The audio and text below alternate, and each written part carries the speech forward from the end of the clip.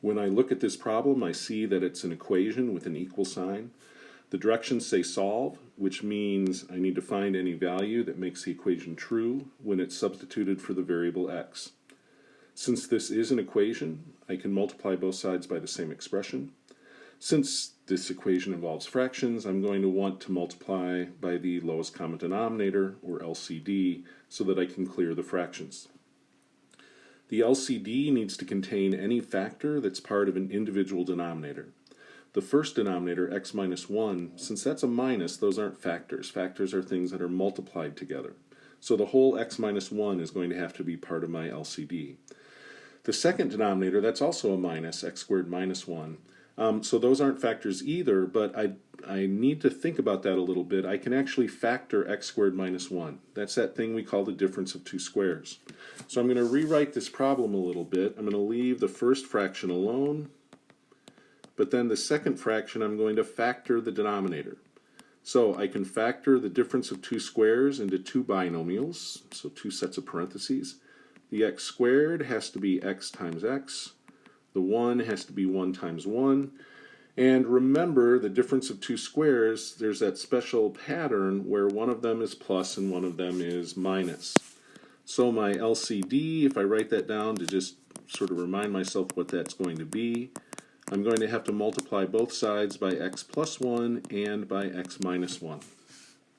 So I'm going to do that. Let's multiply here. I take x plus 1 times x minus 1. I'll write that over 1 and then multiply by the left-hand side. Then I'm going to do the same thing on the right-hand side. So I'll take x plus 1 times x minus 1 over 1 and multiply by 14 over the x plus 1 and the x minus 1 that we got when we factored. Now notice that some stuff cancels out. The x minus 1s cancel out on the left. On the right, the x plus 1s cancel out, and the x minus 1s cancel out as well. Alright, so what am I left with? On the left-hand side, I just have the 7 and the x plus 1.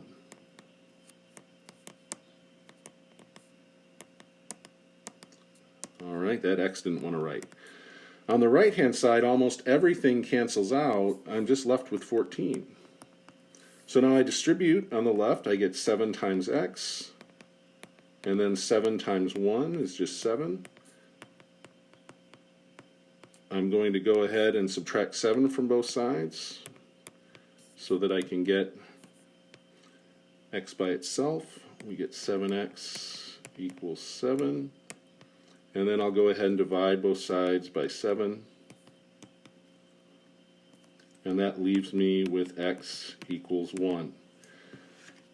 Alright, now we have to make sure that this solution doesn't make any denominator equal to 0. And we notice pretty quickly then that that's a problem. If I plug in 1 for x, my first denominator, 1 minus 1, is 0. So I would have 7 over 0. And I can't have 0 in the denominator of a fraction.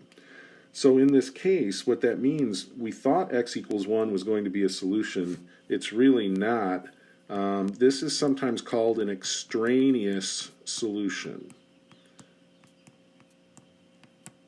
Extraneous. It really just means extra.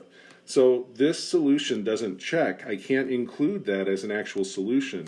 So what I usually do in this case then is just cross that off, indicating it doesn't check. Since that was my only possible solution, that means this particular equation has no solution. And that would be what I would write down for the answer.